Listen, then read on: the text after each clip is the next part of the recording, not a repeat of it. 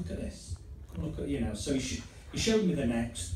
At that point, I hadn't any intention of getting back into retro gaming at all. I was simply there to an interview for a book.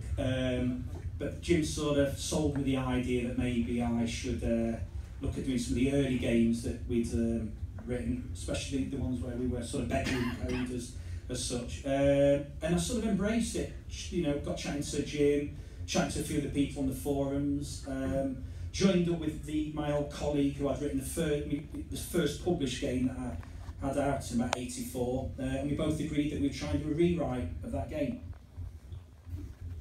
So, yeah, next. I didn't get shown it. I just saw the Kickstarter, somebody told me about it, and I got all excited and giddy. I've been a retro boy for a long time. Mainly Commodore machines though. I had a Spectrum and ZX81 early on. I always felt a little bit sad I never got to do anything commercial on the Spectrum. So when this came up and you had the hardware sprites and stuff, it started getting exciting because obviously I come from 64, I kind of knew how to trick things and do things with them. So it took a lot of the pain away from doing Spectrum games. So it was really interesting to see all the kind of new high color stuff, Layer 2 stuff coming in. And it was just an exciting machine, and I thought it's great to have a machine that comes along that there's a passion for, because the retro stuff's been in forever, but it is going to extend it. I was specifically interested in the next part of it rather than the Spectrum part of it. I thought it was great to get this back catalogue of all the old games that will still work on it, but doing new games that people will actually play, I think was the real draw, rather than just doing games that, you know, one or two people will ever see. So it was quite cool.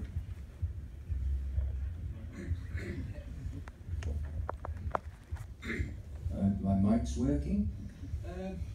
Basically, I just needed something to do when the weather was rubbish, so, rather than working on my Supra. But yeah, it's difficult to say. I mean, I'm not going to use the V word, but that was the first thing I saw, and I thought that's interesting. And then I saw the Next, and I thought that's even more interesting. Initially, it didn't have anything like the hardware that we've got now, but it was still intriguing. So I thought, I wonder if I can sort of uncrack my Z80 skills that I've never used for 30 years and see what I can do with it. And it snowballed from there. The Oliver Twins, I asked them if I could do a Dizzy game on there, but they'd already got that covered. So they gave me Pony to do, which was great because I had Alistair Brimble on board. I had the two artists that I work with in my day job. They were interested. Unfortunately, they had to say no because their workload just got ridiculous when it got took over. So I put out some feelers on the Facebook group, and Phoebus Duckus responded, sent me some sample offers. I said, yeah, that's really good. And he came on board, and then, well, I think everybody knows Phoebus. He's got quite a presence on the Spectrum Next forum. He's doing the manual as well, doing the last editorials on that. But for me, it was just being able to take old games that I'd done in the past, soup them up, and then bring them out in the future, which is basically what I do a couple of hours, 5-6 hours a week. That's why it's taken so long. Because it's still the bedroom coder mentality, except you've got a day job as well, and a child and a wife. And so you have to sort of take all that into account. But yeah, it's brilliant. I mean, I quite regularly stay up to sort of 1 o'clock in the morning just getting things finished, particularly when you've got a demo to do for a show, which I'm sure Jim should be able to show you in the other room, which I have brought with me. I just quickly tested it to make sure it worked, because the Next is not the most reliable thing at the moment, but it's getting there. But yeah, no, it's improving, it's coming along. It's a challenge. It's very much a successor to the old Spectrum, because you can do something simple quite easily. To do something impressive, it's a pig, because you need a lot of tricks. You need all the hardware together to actually make it work. Like Copper Audio uses 5 different parts of the actual hardware to make that work. The Copper, it uses sound drive, it uses the DMA, it uses obviously the Z80, and it also, what else does it use? Raster Interrupts for doing scheduling of when it has to do certain processes. But you know, once you get your head around it and a bit of out of the box thinking, you can actually make that thing do an awful lot of impressive things that you never believed it could do. And finally, Jim. Hello. Yeah. About a year and a half ago, or maybe slightly more, I was first introduced to the Spectrum Next at Play Blackpool, I think it was, and I was doing a talk, and Enrique was doing a talk, and I did my talk, and at the end of my talk, he came up to me and said, "You might be interested in what I've got to say next on my talk." So I went and saw his talk where he like showed the Next and announced the official announcement for it. And at the end of his talk, he said, "Is there any questions?" So I put my hand up. So, "Where can I get a dev kit?" And from then on, he handed me a dev kit, and I just thought, well, it's called the Spectrum Next. So I thought, well, and you're making people pay for it, but it's more than the paying for what you could buy a normal Spectrum and a DID-IMC board.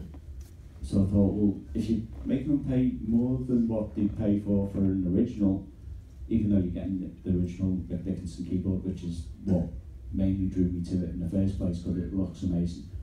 But I thought, well, if you're giving them that for more than what it would cost to buy the original, surely you need something to make it a Next and make it worthy of the name Next. So I started adding things that I thought would help other people use the Spectrum when they got it. Because I get loads of people saying, "I want to make a game." I made some basic games back in the day, but it wasn't very fast. Or how do you get stuff scrolling on the screen? Or how do you draw sprites? How do you get sprites moving across the screen in pixels? And it's to do that for a beginner is like really tricky to get your head around, doing all the barrel rolls of the registers and stuff, and then masking it onto the screen. So I thought if I used the Raspberry Pi as the accelerator to draw hardware sprites, so you just set a couple of values in an address register or somewhere, then it would be a lot easier for somebody to pick up a Spectrum Next and then just start getting sprites moving around on the screen. You can even do it in BASIC, and you can even do it quite quickly in BASIC. And for that to happen, it makes it a lot easier for someone who picks it up to not struggle with it and say, "Oh, right, I can't do it," and put it in the drawer and forget about it. Where I'd rather they got the enjoyment that I got out of when I first got my Spectrum, and I was making games in BASIC and then moved on to machine code and then got into the industry. And so it'd be nice for like everyone who's got a Spectrum Next to be able to start making games and possibly selling them if they want, or just releasing them. And the more people that release games, it's better for the whole community because there'll be more games coming out. So that was my theory behind this. Yeah. You mentioned Yeah. the Raspberry Pi Yes. in there, and when I first heard they were doing that, the alarm bell started ringing because I didn't want the Spectrum Next to go down the route of the old PC where some PCs have Voodoo cards and would only run certain games, and some PCs had to have extra sound cards to do certain things. So how is that going to be managed? We don't want to alienate people that have got the base model. Well, the nice thing about it is because when I did the first videos with the sprites in that, like a lot of people, some people were saying, like, Simon's naysayers were saying, like, "Oh, it's not a Spectrum, where is this Voodoo?" And with putting it on there, with doing it, Raspberry Pi. Yeah, the Raspberry Pi. With people liking it, they Victor and Enrique decided to put the sprites and all the extra features that I did onto the actual FPGA, so that the base model could do everything that I wanted it to do with the Raspberry Pi, so that so everyone would be able to do it, whether they got just the board only or the base model, or whether they got the full kit. Can I just say on the Pi, it hasn't annoyed me that folk kind of jump up and say, "Oh, it's not Spectrum, blah blah blah." But if back in the day you could go out and get an accelerator that sped your machine up like hundreds of times for a $5. Who wouldn't have done it? It's nuts. So you don't view it as, oh, it's an emulator or anything. It's attached to it, it's a kind of CoPro, and it's ballistically quick for a $5. Who doesn't want that? True. Now you've all mentioned briefly some of the projects that you're working on for the Spectrum Next. Is there any chance of getting a quick, very brief game and estimated time we're going to get these games? Because, you know, it's a lot to ask. How long is a piece of string? Right, when I got started with the Next Pixels, I was just banging on and doing stuff for Jim, doing stuff for Soren, John McManus on Monkey McGee, and my sort of top secret project with John Gibson all the way over in Thailand. Do we need to know? And well, you can't. I'd have to kid you. But unfortunately, paid work arrived, so I had to put the fun stuff to one side and do the paid work. But paid work is just so ball-breakingly painful. I've actually walked away from it in the last week, which sort of sounds pretty damn stupid, but I'd rather go back to the Spectrum stuff and get this out.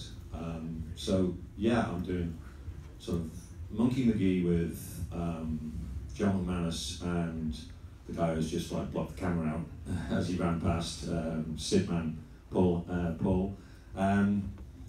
It's just old school platforming, basically inspired by the likes of games that I couldn't play, like Jet Set Willy and stuff like that.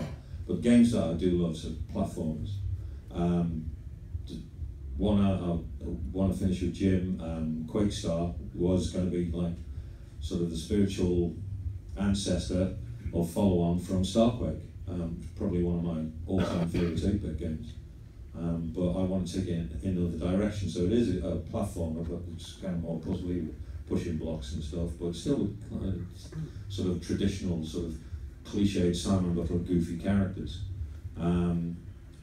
Danger Squad, which was named this week but still might change, which I'm doing with Soren, started off as an Attic Attack clone because Soren expressed a desire to do that kind of game. He likes that, and why not? You know, it's one of the industry sort of strong points, the top down. But I found that with the new sort of advanced graphics, the full color graphics, when you start trying to put detail in that Attic Attack sort of splayed viewpoint, it doesn't really work, and it eats up tiles sort of horrendously. So I was trying to simplify it down, and I didn't want to go down a sort of Zelda, sort of just bricks with diagonal corners and stuff like that. And so we've taken that, and it's gone in a kind of 3/4 top down. It's still an Attic Attack clone. It's still very much that at heart, but it's gone away from sort of spooky stuff into more sort of sci-fi. And I've still got some ideas that I was scribbling down on my little notebook on the way down here that I haven't had time to share with Soren. But I know that either he'll come up with ideas, I'll come up with ideas. It's just going to be another sort of fun. My stuff's never serious. It's never dark and doomy. What I want to do is I want to give people value for money. I mean, yeah, I do plan on selling every type. And the John Gibson one, I can't tell you that. But I do think that the old gamers will get excited over it. So. Simon, I saw you mention loading screens the other week on a Facebook post. Still not fun doing them? Well, title screen, not loading. Yeah, I still call them loading screens, but yeah, title screens. I've fallen out of the habit of doing it so much that I knew I should try and get something done for Monkey McGee. And every time I drew it, I just hated what I was doing. So in the end, I just cobbled some text together and just lashed it up just for the demo. but it's been so long since I've actually done one, and because I did the Crash screen reviews last year, and all the Zap ones, and actually I've done both, and now I'm doing it again, and I've gone out and checked the community, sort of all these guys, these horrendously talented guys out in Spain and Belgium and mostly Russia, who are pushing the old specky screen to its screaming limits and doing stuff that I just couldn't believe. I mean, literally could not believe. The guy who's done the title screen and I think some of the graphics in the latest Dizzy, Mac, I think his name's, I don't know, Mario Antonio something beginning with C in Spain. I've got him on Facebook, and I just reviewed his work, and then he contacted me, and he just said, "Oh, I liked your stuff back in the day," and I just said, "You are joking. You are joking." Compared to him, you know, I'm just like a beginner. The guys out there now, and I just can't do stuff like that. Well, I can, but at the moment I haven't got time. So, but like I say, I'm walking away from the paid work and going back to the free fun stuff. Keep again, same question. Same question. Yeah. Remembering the brief. Yeah. I started to develop a couple of projects with another coder called Phil Durbridge, who I worked with back in sort of '84.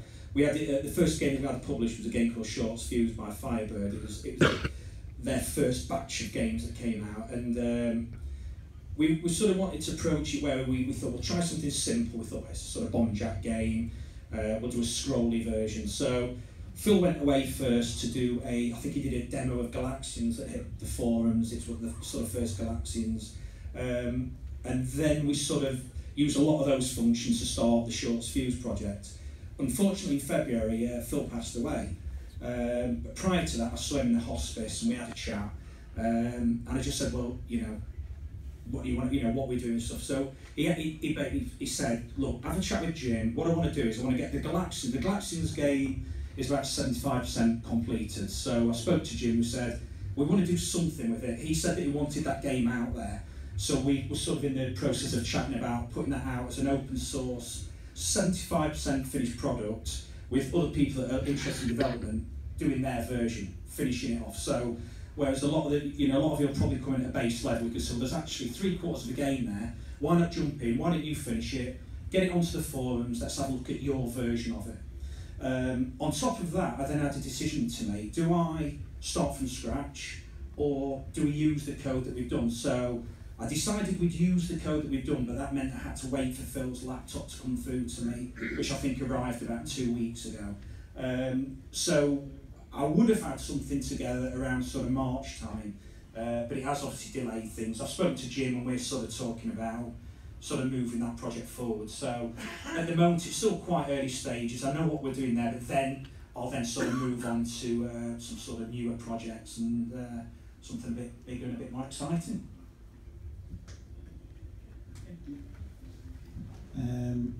So I'm currently trying to replicate Lemmings on the Next. It started out as a tech demo, just to see what was possible. When it went up to the 20 megahertz, thought, yeah, this might be able to cope with it, because the 256 color stuff, you need a lot of room to push that around. So I've got the basics kind of up and running and stuff, and then the speed dropped down to 7 at the time, I think it was, and I thought that had killed it. But then they managed to get it back up to 14 most of the time. So I've been working to try and get it basically fast enough to do the Amiga version of it, so it's the full 100 Lemmings on, all the levels and all that kind of stuff. It's most of the hard stuff's there now.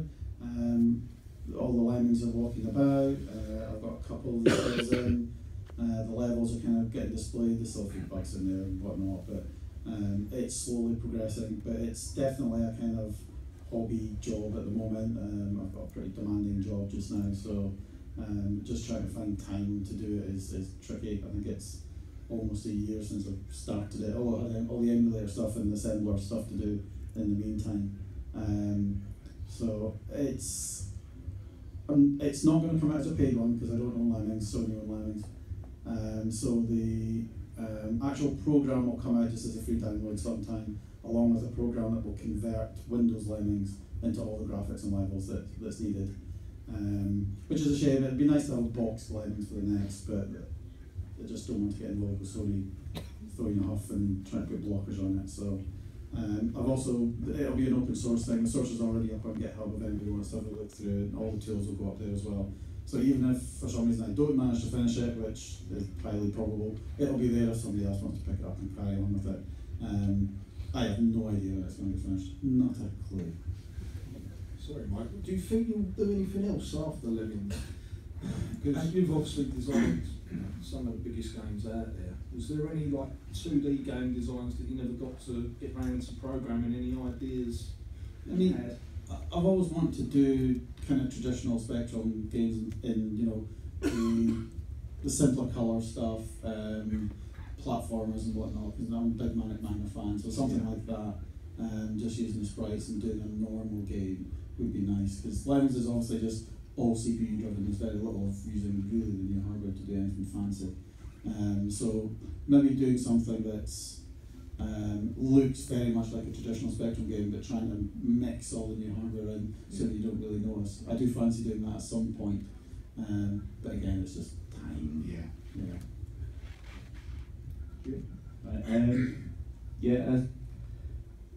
I've got a lot of games on at the moment.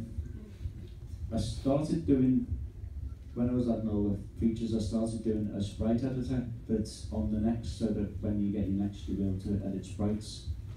And I started, somebody probably remember, I used the Donkey Kong sprites, and then when I was showing it, I was showing it with the Donkey Kong sprites, and people were saying, it can do Donkey Kong. And it's like, well, I suppose it could do. And then I got talked into it, and then obviously, and then I thought, well, I can't really do Donkey Kong because it's someone else's IP and everything. So I thought, well, we're going to have to change it. So it's the names sort of started coming in on the Facebook group, and Baggers in Ladders appeared. And I thought, that sounds good. We'll go with that, because then I can add other features and other levels, and add mix other games like Load Runner and from the old platform games, and totally expand Donkey Kong into something that I could actually use and bring out for the Next. And so that's one of the games. And then Mike Ware over there, who did Warhawk and the Commodore 64 back in the day, and he wanted to do a game for it as well. So I said I'd help him with it, because he's a 6502 program, so another 6502 program here, and which I think personally is an amazing thing, because if we've got two original Commodore 64 programmers that have converted to the, I'd say the dark side, but it's the light side. Good. I think that's an amazing accomplishment for the Specky Next. And I know a lot of we've got Paul Sidman, who has Sidman as his moniker. I think we should start calling Paul AY Man. Yeah. So to get Commodore people interested in the Spectrum Next has been a great boost as well. And I'm going sideways. I should be talking about the games. But anyway, Mike wanted to do Warhawk, so I said I'd help him out, because he's a 6502 programmer, so he's used his Z80. So we started doing like a New Year's demo that we put out, and because it was just a demo for him to get used to programming, we put it out so that other people could, when you get your Next, you can download the New Year's demo, and it's got all source there and all commented, so you can actually read through it in English sort of as well with the comments, and sort of learn how to do things. And then we also did another one, which was the Scroll Nutter demo, wasn't it? That's got loads of things going on with the hardware, like hardware scrolling, the layer 2, all colours, and we've got sprites, and we've got copper bars going, and we've got the Amiga bouncy balls going and everything. So that's another one that has got all source code, is ready for download, and it's all commented as well in semi-English comments.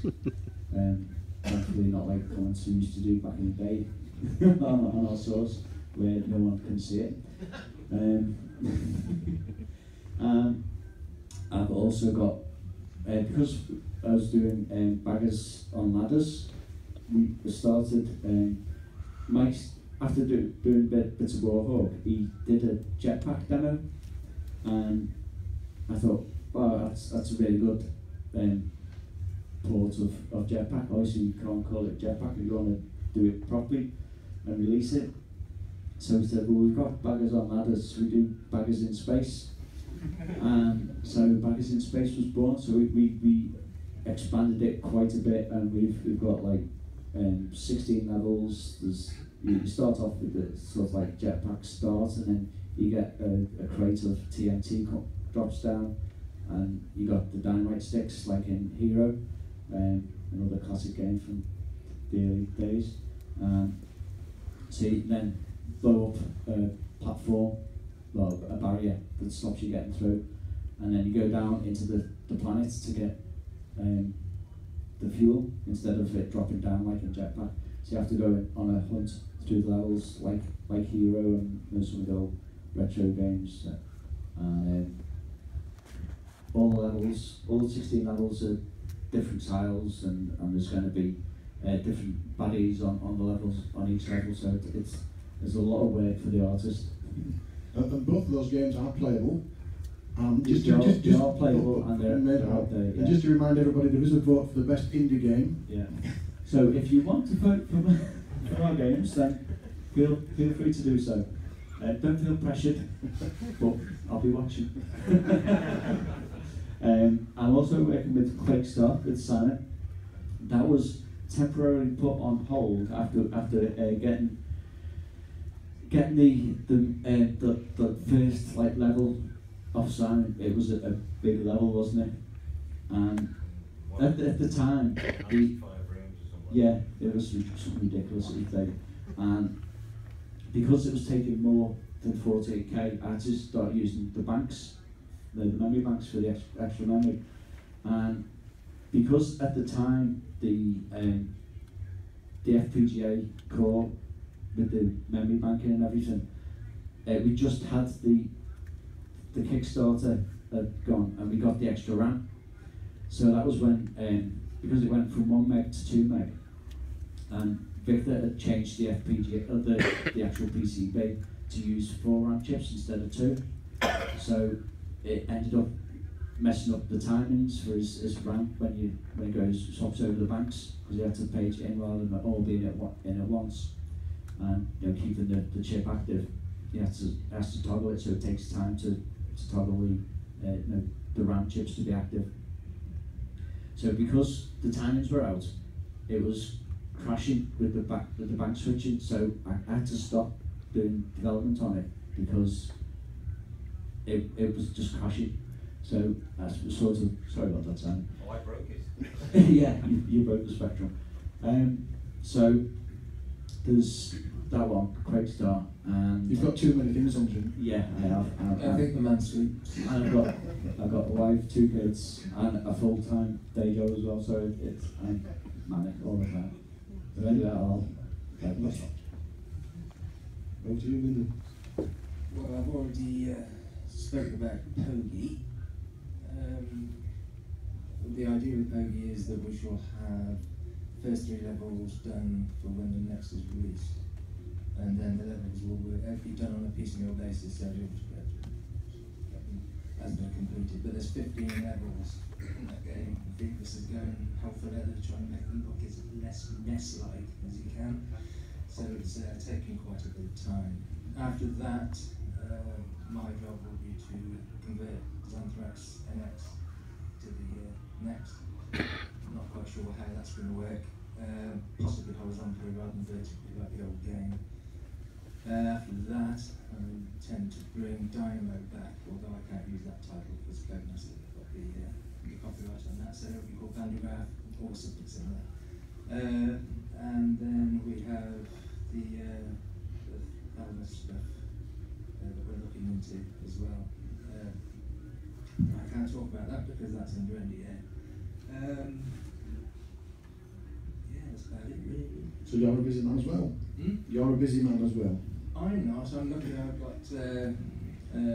Lampros, who's also a pretty good X80 coder, who's a friend of Phoebus. He's doing, looking at basically some of the titles and the feasibility studies for that. Yeah, we're all very, very busy. I just wish we had more hours in the day, really. I want to sort of have a talk with James, see how he does it. Can I just add as well? Mike has been an amazing buddy to have, because if it wasn't for Mike, the development of the games would be a lot slower, because thanks to C-Spec, we've been able to use the PC to develop on, so it's been a lot faster. And not only that, the reason I'm saying this is because I get asked this a lot with the Spectrum community, but he's just been my bitch for the weekend, because I asked him a favour. I said, you know the assembler that you've written, can you just add a few commands? And he said, yeah, okay. So he's probably seen him out there. He's been on his laptop. He's been converting the assembler so I will be able to assemble the original Midnight Resistance source code for the Specky. So you can tell where this is going probably. Hoping to do some kind of sunset resistance, so or sunset ohms or something like that. But yeah, I'm hoping to do an updated version of Midnight Resistance at some point when I get some time. Okay, and a question to all of you really. It's a multi-part question, so concentrate. Where do you think this is all going, or where do you want it to go? Do you want it to remain a hobbyist thing? Do you want it to be commercial? Do you want it to be able to go out and buy it in a shop? Do you want an app store where people can create their own apps and sell them like they do on a mobile device? What's your dream? What do you want to happen? Simon could even do some box art. Well, you start with the least techie guy on the table. I've got no sort of tech side knowledge whatsoever, and I'm quite proud to keep it that way. So coming at it purely from and it's no slur by saying that, coming at it from the arty sort of creative side rather than the intellectual side, I want, well, for the last 35 years, the last 25, we've had machines that people could game on but not code. And the industry has been very restrictive and prohibitive in regards to entrance. You know, if kids wanted to get into games, it was very, very difficult. You know, they had to have dev kit from Nintendo or the PlayStation. And it's only with the sort of Xbox, which is just a glorified PC, people could then get their foot in the door. But this is get their foot in the door on ground level. Now, where it goes, I don't know, and I don't really care, as long as it keeps moving forward. I don't want it to stop with the Kickstarter and 3,000. I just don't want that at all. It's not my decision.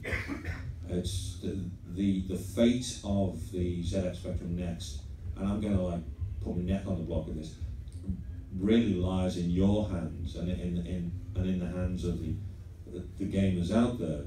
You've got to create a demand for this so that the guys at the top of the food chain with the Next can somehow make your wishes come true. Whether or not this happens, like I said, it's down to you. And I hope that young kids come in. I mean, I don't think that the children are going to be put off. You see kids playing on Spectrums outside, they're excited now. Whether they've played their dad's Spectrum, that's why they're doing it, I don't know.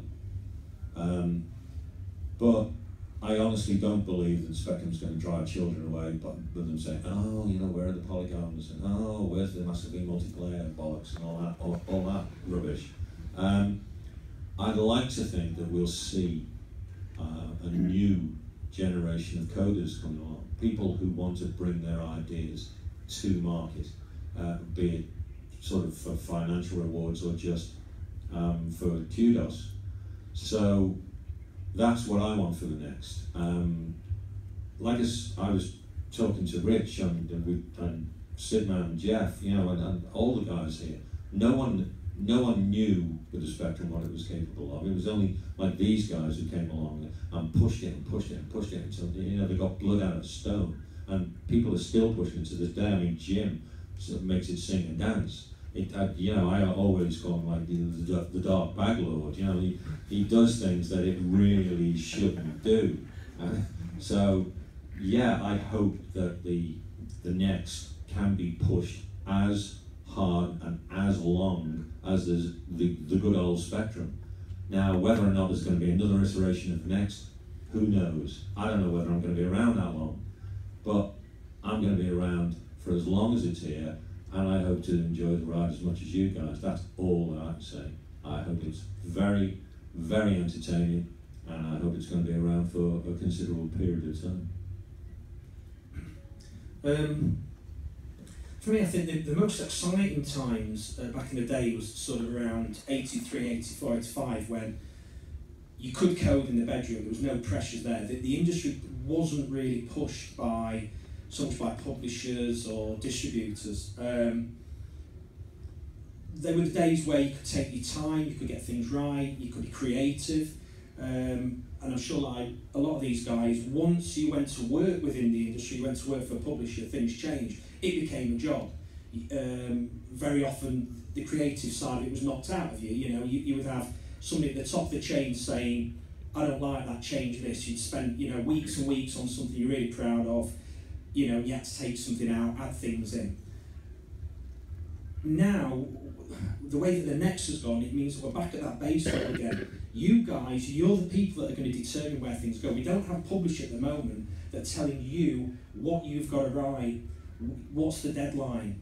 They're not going to start knocking creativity out. And they were the exciting days, believe me. You know, again, we spoke about this the other day. We're out there, people approach and say, oh, we love this game, we love it. Very often we say, well, to be honest with you, yeah, we wrote that game, but we were pretty much told what we were writing. You know, we're in big teams. You know, so creative is out there. What's exciting for me now is that obviously with technology changing, back in 82, 83, we didn't have the internet, we didn't have mobile phones. Yeah, the only time that we ever would bump into each other was if you went to work for Ocean and, you know, Simon Butler's in the room, so you could go and talk to him. You know, it was either you write a letter or you hope that they publish something in a magazine, or, you know, nowadays you've got people like Mike, etc. You know, they're doing these amazing games in the past, and now you can go online and talk to these guys. Oh, exactly, how did you do that? I always wondered how you did that in the day. You know, and it's become quite an open forum now. A lot of the developers are saying, yeah, actually, I will help people. We want to see people develop, and as I say, for me, it's exciting that the community out there can determine where it goes. We're not determining where it goes, and for once, the publishers aren't determining where it goes. And for me, that's exciting. I'm a bit more meh about things. I don't think it's ever going to replace or get a ginormous following just because, you know, it doesn't play Minecraft. Kids are going to stick to what they've got, family PCs and that. I think it's got a good start, and the actual cased one looks amazing. So it is a desirable thing. The other thing you need after that, of course, is content to actually pull people towards it. So we've also got a stack of games here that go on towards that. It'll need to go a bit further to pull people in. I think once you get people on it, even through emulators or something, then you might start getting folk to start to tinker themselves. I think the older generation is easier to get into it because they remember how it was. I think kids will be harder to get onto the machines. I think once they're on it, they'll be hooked because it's such an easy thing to actually get into program. But I think it's going to be a tough call to pull them in. I do think it's got legs on it though. I think with the way it looks and the demand that's been put on it, there's lots of people still asking where they can get them and so on. So I think there'll be at the very least several runs of it. We should get into kind of 10,000 or so, as long as there's enough interest for it. And that's a good, healthy kind of run and interest for stuff to really give it an initial boost. I think after that point, who knows, it could kind of just stay there or it could kind of take off. I don't know if I want it to become just super mainstream. because you will start getting all publishers interested in things, and it does get really stale at that point. I quite like the fact that it's kind of folk just go on and do what they want with it. So I'm kind of hoping it's going to be still a hobbyist thing, but with a decent following. There's no point in doing games if nobody's going to play them, basically. So the more people that get them, the better.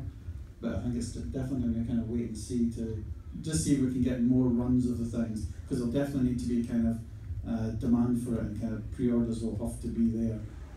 So I mean, if you haven't got one, you have to pester, like I say, the folk that have the money with it to actually get more made after the initial run, because that's what's going to keep it alive. Yeah, as for pestering, you're doing a good job, because I get about 5 to 6 a day saying, is there going to be after sale, after the Kickstarter, is there going to be more sales? I'm hoping to. I'm trying my best. The guys are trying as well. So, but what we'll probably need is like a guaranteed amount of sales, like so that we can buy the stuff in enough bulk to keep the prices down, so we're not having to charge like stupidly insane prices. So it's just getting all the things lined up so that we can actually do it for a decent price for you. We are working on it, but we're too busy to concentrate on getting the resellers sorted before we actually get the backers sorted. So we're concentrating mainly on getting the backers sorted first, and then we'll go into like seeing where we go from there. But yeah, we definitely wanted to like proceed and get more sales out there, because the more sales that are out there means that when you do get your next and you make a game or whatever, then you've got more people that will actually play it. So, and the more people that play it, the more people will want to play it, because they'll tell their friends, and oh, you can get one that hopefully if we get them in the stores or wherever, get them on websites, oh, you get a Spectrum Next at this site or wherever, and then it'll start spreading that way, and there will be more out there, hopefully. That's the plan. Yes, I think it will. I think it will succeed. I think there will be so many people on the forums even asking for where they can get one. The minute one comes up, somebody wants to sell their Kickstarter, it's gone immediately. My son, talking about modern consoles and stuff, I bought him a Switch for his birthday, all the very latest games, and when he comes into my room, the first thing he does is pick up the joystick, start waggling it around, finding bugs. I have to prize it out of his hand most of the time. He just loves any game. It doesn't matter if the graphics are Switch or the graphics are rubbish. He will just play it for the gameplay. And I think that's marvellous, because it means that we've got a future. Because don't forget that this is pretty much the primary retro console stroke computer that people can, like Simon said, actually get one and start developing their own titles. Now, I wouldn't even know where to start to develop a Switch title, apart from, hello, Mr. Nintendo, can I have a dev kit? Yeah, that'd be like 50 grand. But yeah, I definitely think the next is starting something. Just wondering, can we get a show of hands on how many people have actually backed it? Yeah, I'm one of them. And how many people would actually, who haven't backed it, would want to get one if they could? Yeah, I think that pretty much says it all. Yeah. Keep on this man's case.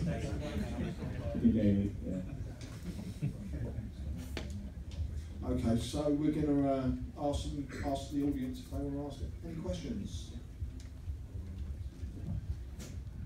Thank you. I think, John, you sent us an Ask Our Raid question. So rather than me ask it, I'll let you ask it.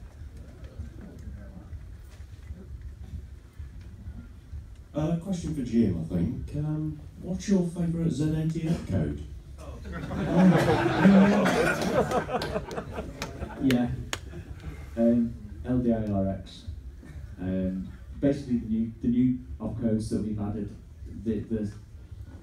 It's a nice refresher, isn't it? Yeah. It saves a lot of things. It helps speed it up, which means we can add more into the game, and that's what it's all about. Making sure the game's playable and there's lots going on, and it's fun. And adding extra commands, it's nice to be able to use them, and it's even nicer for us guys to be able to decide what's going to go in, which is like, it's like being it's brilliant. So yeah. Any plans for any more instructions, and letting the community suggest potential instructions? Damn you.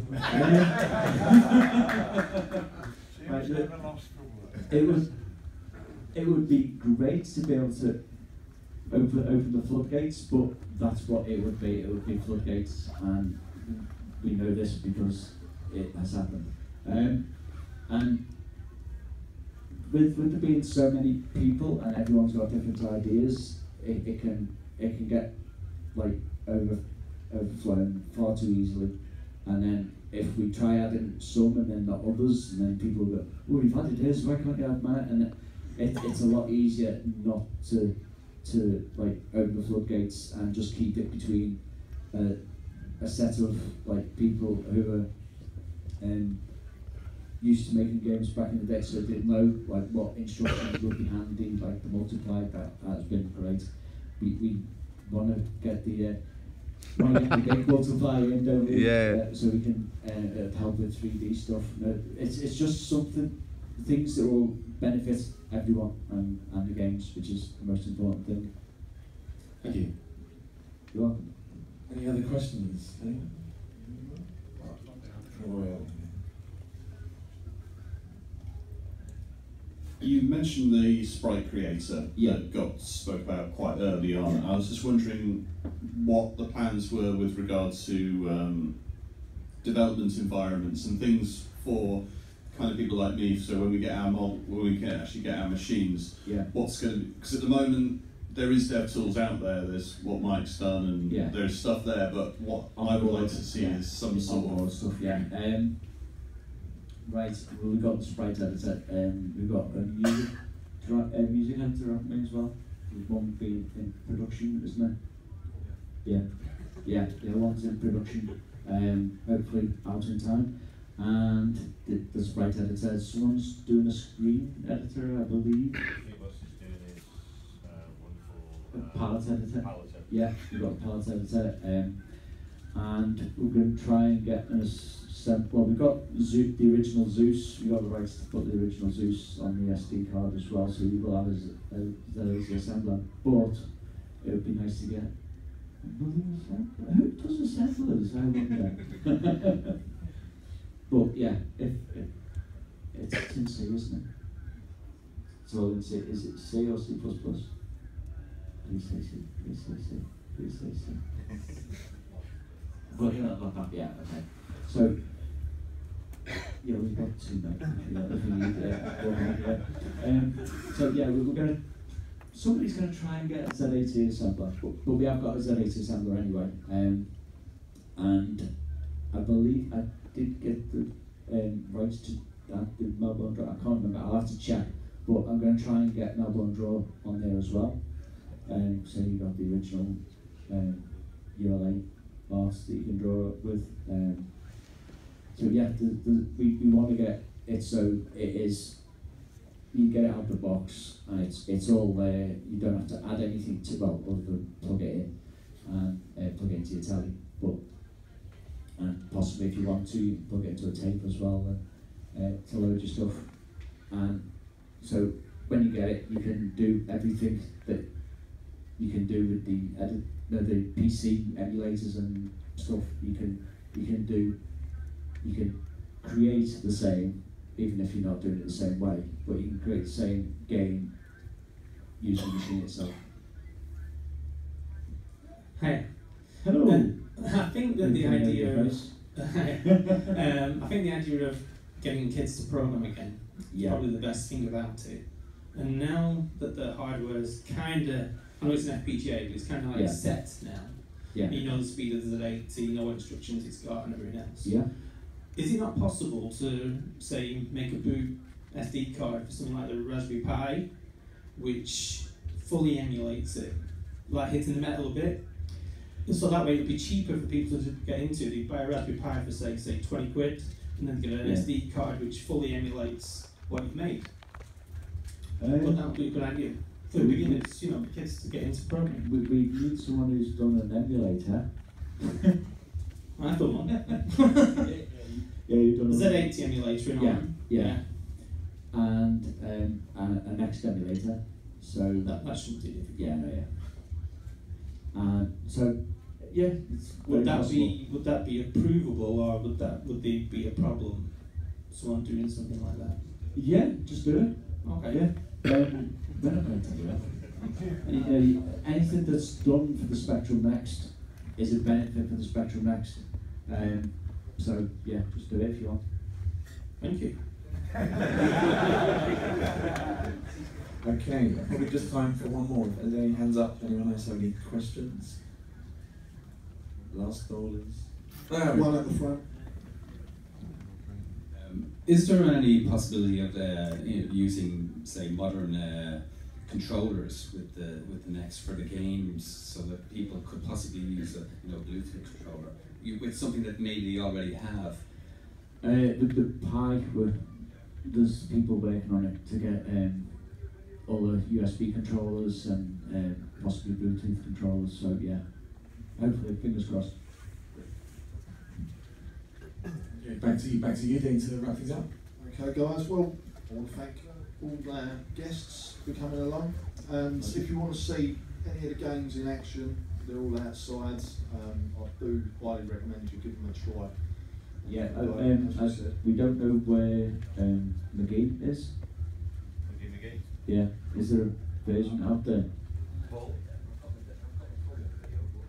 Not Snapchat. All right. Okay, if you want to see the video of McGee, then CCay man. Okay, guys. So can we have a big round of applause, please?